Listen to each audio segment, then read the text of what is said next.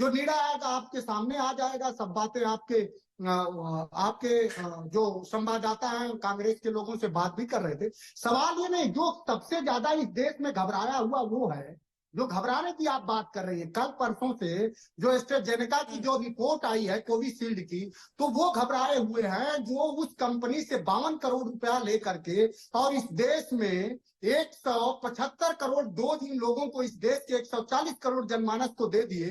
जो अब ये देश घबराया हुआ है कि किसी को क्लॉटिंग, ब्लड क्लॉटिंग हो सकती है, किसी को हार्ट अटैक आ सकता है।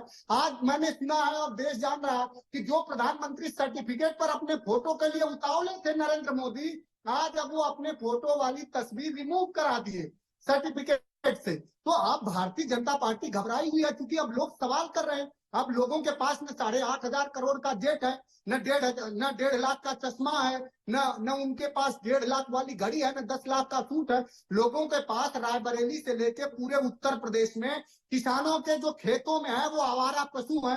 भारतीय जनता पार्टी के पोषित जो किसानों की फसल खा रहे हैं। आज पूरा देश 45 साल के भयंकर बेरोजगारी का है। तो हर घर से जो युवा, होनहार युवा जिसको रोजगार मिलना चाहिए, वो देख रहा है कि बीजेपी ने तो कुछ किया ही नहीं। तो सबसे ज्यादा घबराई तो बीजेपी है। लोगों पे मुकदमे हो रहे हैं। हम जैसे लोगों पे भी भारतीय जनता पार्टी ने मुकदमा करा है। देश के गृह मंत्री, मैं खत्म कर रहा हूँ चित्रा, देश के गृह मंत्री जो स्वयं 2018 में भाषण देते हैं कि मैं नेताजी के खिलाफ अखिलेश यादव जी को थप्पड़ मारने वाला झूठ फैलाने का माहिर हूँ, अब वो पूरे देश में झूठ पर लोगों पे मुकदमे करा रहे हैं। तो ये सवाल सबसे ज्यादा कोई घबराया।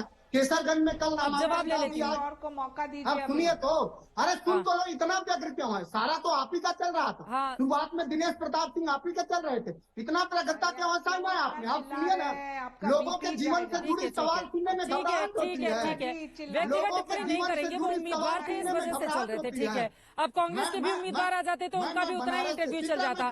एक एक करके मनोज काका जी अपनी बात पर रहेंगे, जल्दी से अपनी बात खत्म करें, और भी लोग हैं। बनारस में एक नए युवा के, प्रधानमंत्री के संसदीय क्षेत्र में नए युवा की जिम करते करते 10 सेकंड नहीं लगा, जान चली गई। आए दिन लोगों के, अभी कानपुर में आपने देखा होगा, एक हफ्ते के अंदर जाड़े के दिनों में 32 लोगों की हार्ट अटैक से जान गई। तो आप ये देश की सरकार और मोदी जी बताएं कि जिस कंपनी से, जिस सीरम इंस्टीट्यूट से उन्होंने चंदा लिया, क्या उसके वैक्सीन में कमी है कि नहीं है? और कमी है तो जिम्मेदार कौन है? पूछ लें दीजिए मेरी।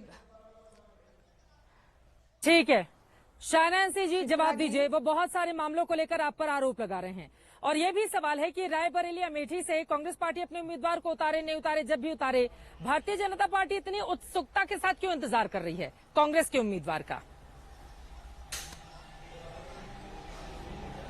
देखिए चित्रा जी, सबसे पहले तो मैं ये कहूंगी कि 70 साल इस देश में जब कांग्रेस का शासनकाल, अमेठी रायबरेली को लेके दगा उन्होंने जो किया, ये चीज स्पष्ट होती है कि ये उनके मन में है ही नहीं कि जनहित में काम करना। आपने देखा है कि दादा लड़े, दादी लड़े, चाचा लड़े, चाची लड़े, बेटा लड़े, बेटी लड़े, बहू लड़े या दामाद लड़े, जो कोई लड़ेगा वो हारने वाले हैं ही। लेकिन अपनी बारी में मनोज जी प्लीज, हारने के बाद भी वो वापस आके जनता के लिए काम नहीं करती है, और जब जनता के साथ है तब भी काम नहीं करते हैं। ये वही राहुल गांधी है जो अमेठी में हार के, मनोज जी जब आप बोल रहे थे वो शांति से सुन रहे थे, ये तरीका नहीं हो सकता है। मनोज काका जी प्लीज, ये तरीका नहीं हो सकता है, आपको उनकी बात सुननी पड़ेगी प्लीज। मैंने जो सवाल खड़ा किया चित्रा जी, कम से कम उसके जवाब तो क्या मैं शुरुआत करूं चित्रा जी? लोगों के जीवन से 70 साल